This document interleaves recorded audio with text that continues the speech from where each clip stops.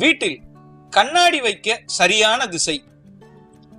மங்கள பொருட்களில் ஒன்றான கண்ணாடியை சரியான திசையில் வைத்தால் திருஷ்டி தோஷம் நீங்கி செல்வ செழிப்பான வாழ்வு அமையும்.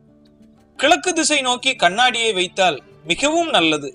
சிலர் கண் திருஷ்டியை போக்குவதற்கு வீட்டின் நுழைவாயிலில் கண்ணாடியை வைப்பார்கள்.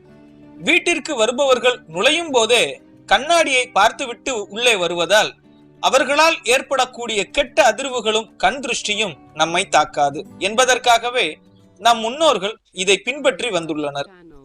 முழு உருவமும் தெரியும் வண்ணம் கண்ணாடியை தெற்கு சுவரிலோ அல்லது மேற்கு சுவரிலோ மாட்டி விடுவது நல்லது.